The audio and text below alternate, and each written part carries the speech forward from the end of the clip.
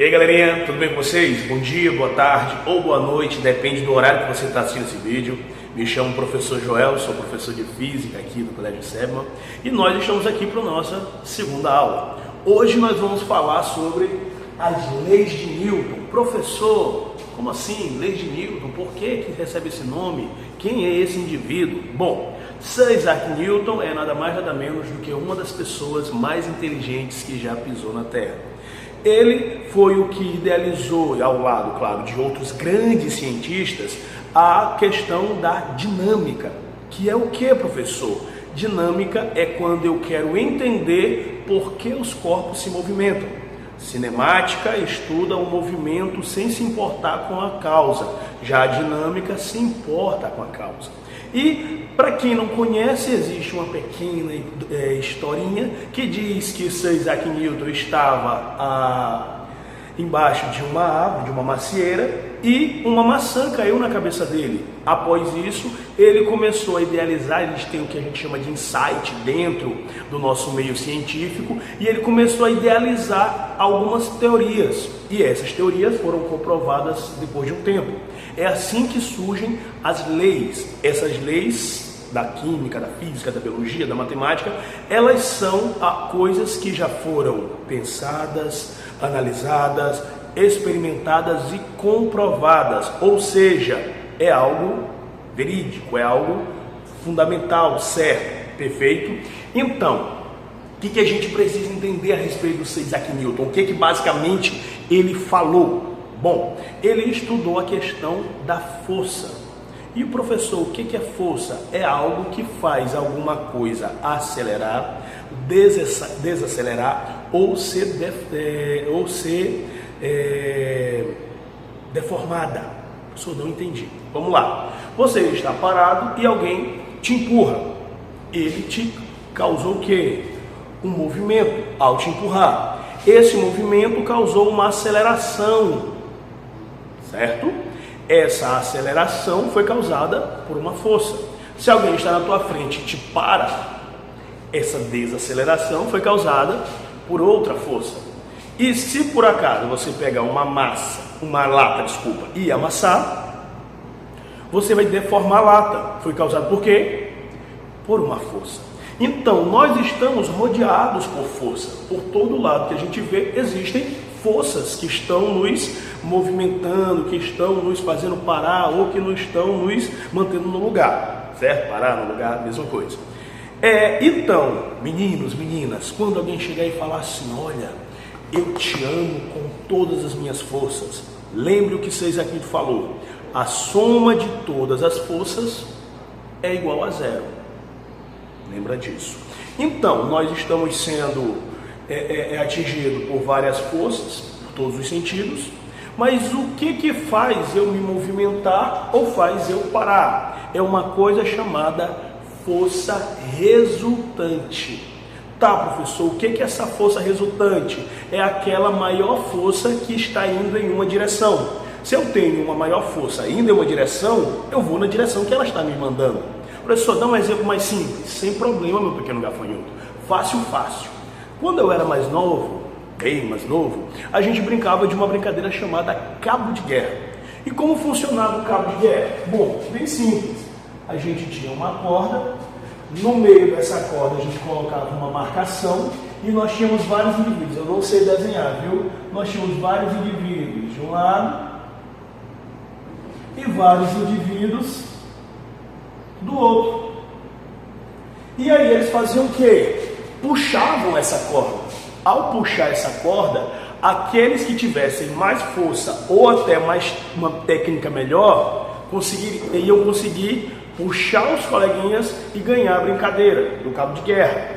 Essa força que foi puxada, que foi o a mais, é o que nós chamamos de força resultante. Então, basicamente, força resultante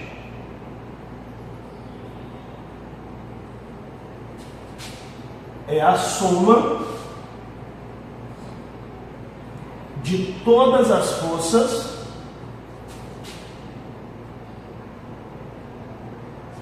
em um corpo.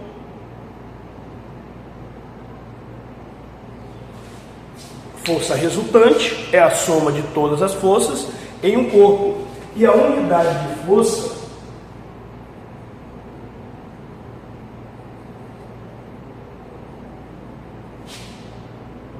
é igual a Newton. Professor Newton, por causa do Sir Isaac Newton? Sim. Como ele foi o cientista que mais trabalhou dentro dessa dinâmica de força, foi dado à unidade de força o seu nome. Professor, então me explica melhor como vai funcionar. Bem simples, prestem atenção. Eu tenho ali um carro, como eu já expliquei, eu não sei desenhar, então vai ficar um carro bem feinho. Pelo visto eu desenhei, foi um ônibus e não um carro, certo? Só que esse carro, ele parou do nada, no meio da pista. E aí, os meus coleguinhas disseram assim, cara, me ajuda aqui, vamos precisar de ajuda, sem problema. Nós vamos lá e vamos fazer o quê? Nós vamos empurrar esse carro. Todos nós vamos empurrar esse carro. E aí o que acontece? Por exemplo, eu que não tenho muita força, eu apliquei apenas 80 newtons. Era o quanto eu conseguia aplicar de força. Já meu outro coleguinha, que é um pouco mais forte, ele aplicou 120 newtons. Qual a força resultante? Como eu expliquei, força resultante é a força de todas, é a soma de todas as forças aplicadas em um corpo. Então a força resultante, ele vai colocar FR, vai ser igual a quem? 80 newtons mais 120 newtons. Percebam, por que eu já posso somar direto? Porque eles estão indo no mesmo sentido. Ou seja, nós estamos trabalhando juntos. Nesse caso, 80 mais 20, ou 80 mais 120, 200 newtons. Então, nós juntos aplicamos naquele carro uma força de 200 newtons. Só que aí apareceu um bonitão, um desavisado, e ao invés dele aplicar a força na mesma direção que a gente estava aplicando, ele foi lá e ficou na frente e começou a empurrar de volta. E ele é muito forte. E ele aplicou uma força de 320 newtons. Percebam, eu e meu colega aplicamos uma força de 200 newtons para a direita, que é o sentido que a gente está, para a direita. Só que veio lá um marombado, o incrível Hulk, e aplicou uma força de 320, só que para a esquerda. E aí eu pergunto, qual vai ser a força resultante? Bom, nesse caso eu não somo o 200 mais o 320. Por quê? Porque eles estão indo em sentidos contrários. Ou seja, um está empurrando o outro.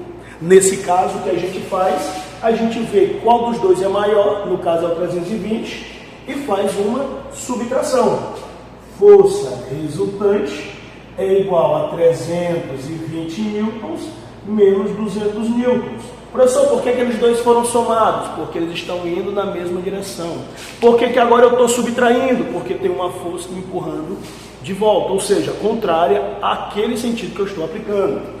Nesse caso, força resultante é igual a 120, certo? 320 menos 200, 120 newtons. Só que entendam, eu digo para onde? Para onde é?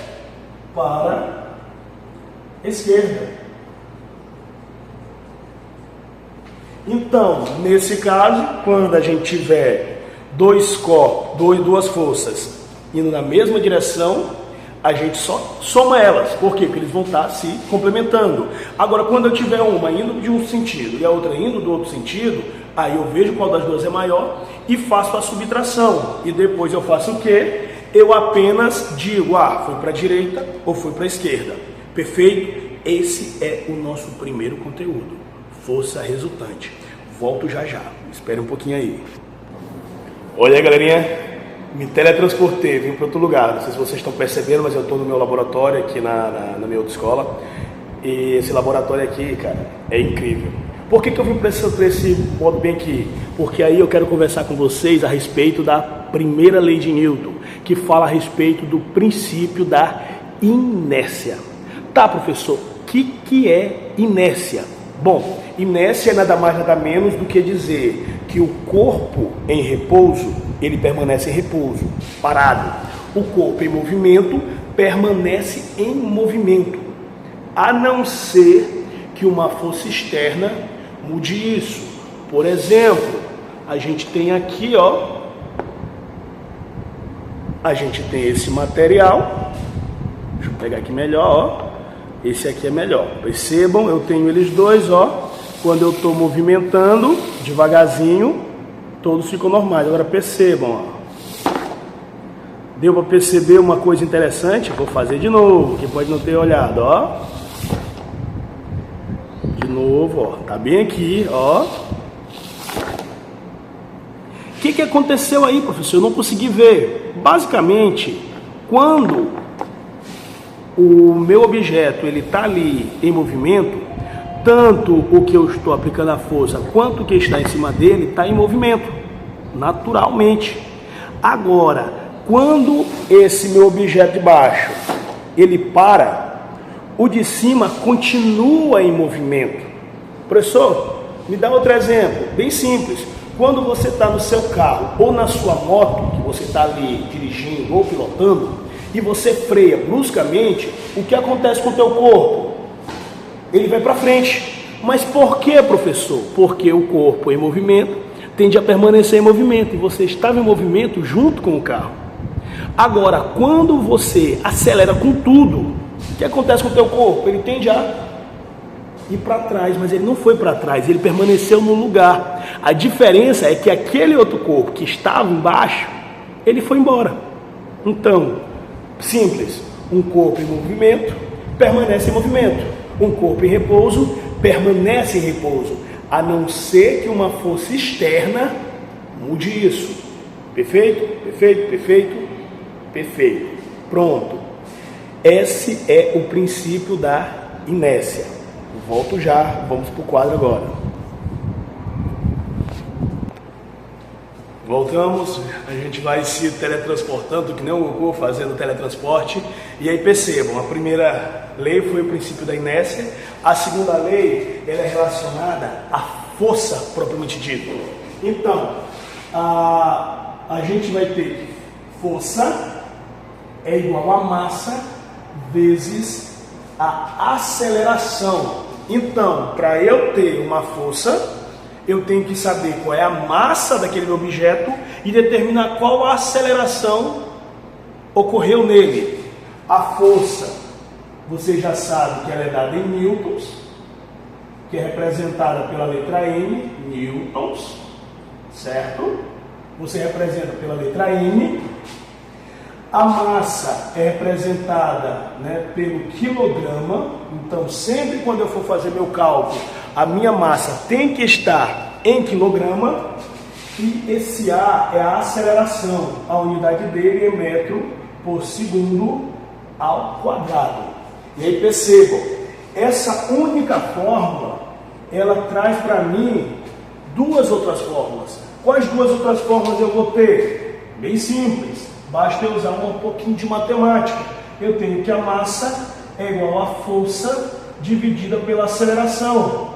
E eu tenho que a aceleração é igual à força dividida pela massa.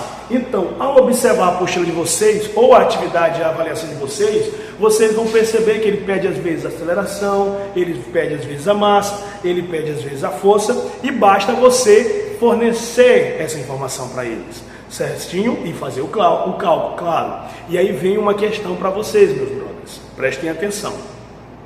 Qual a força aplicada em um corpo de 30 quilos para que ele tenha uma aceleração de 7,5 metros por segundo? Essa questão é para vocês. Mandem para mim no meu PV, que aí vocês ganham nota. Perfeito? Pronto. Vamos para a última lei.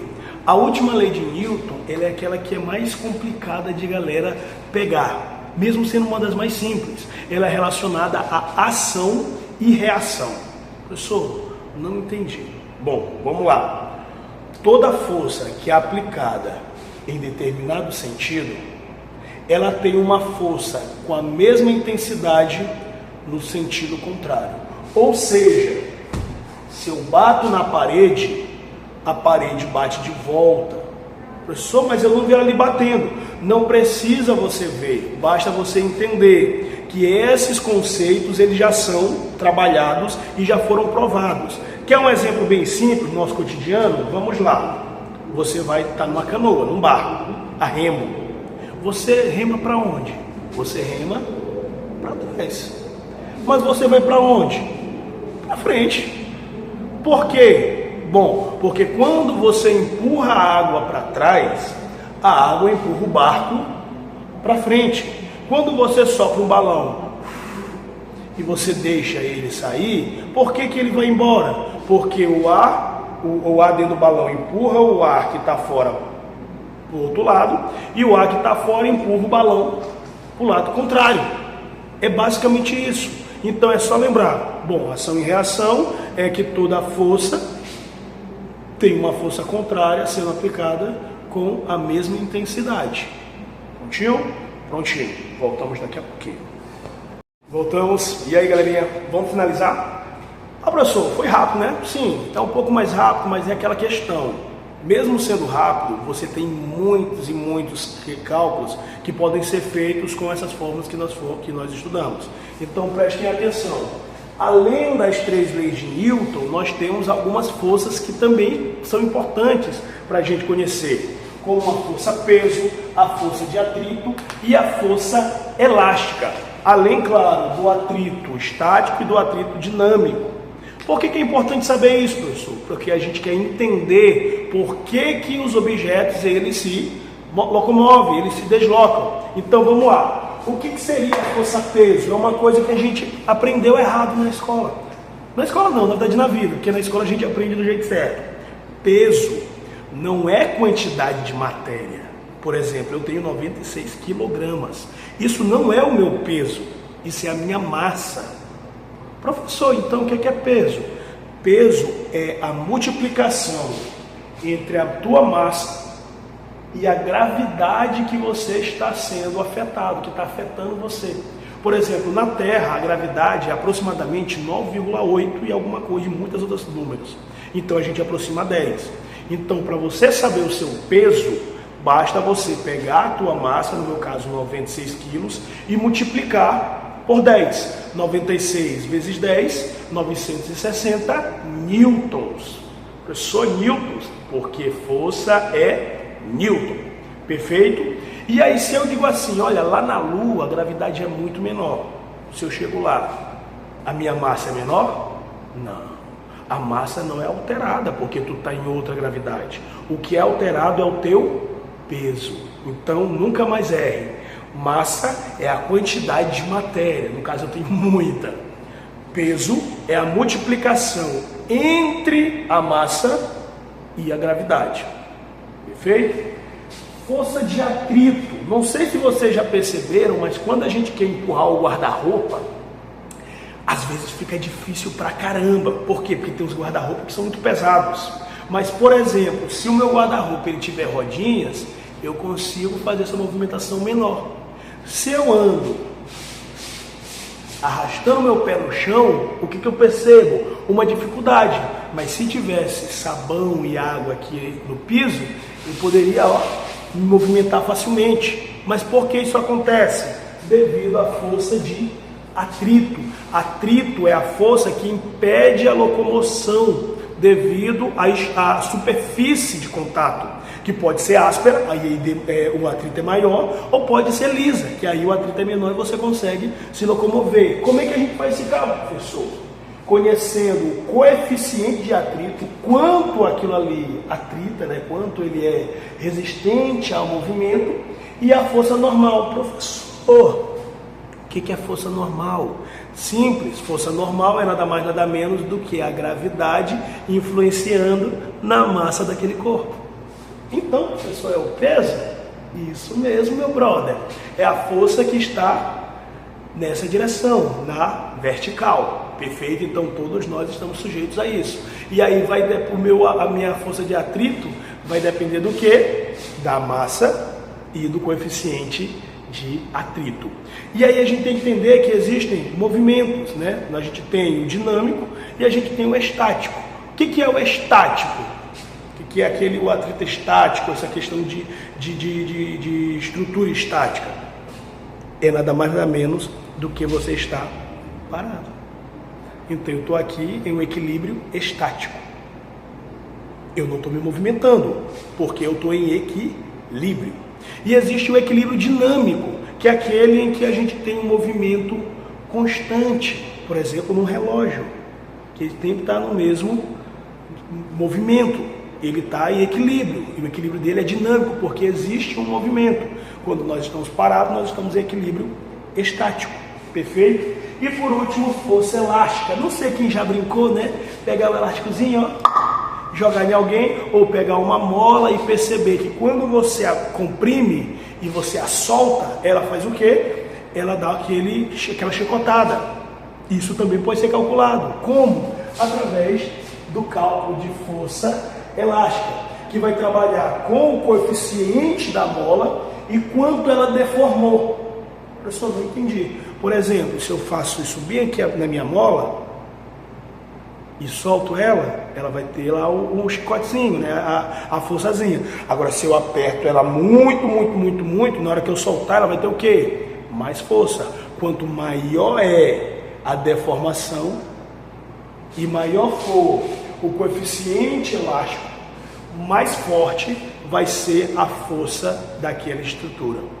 Pronto, turminha. Finalizou por hoje. Façam a atividade 2 e a avaliação 2 no sistema. E eu vejo vocês na próxima aula. Tchau para vocês. Beijão.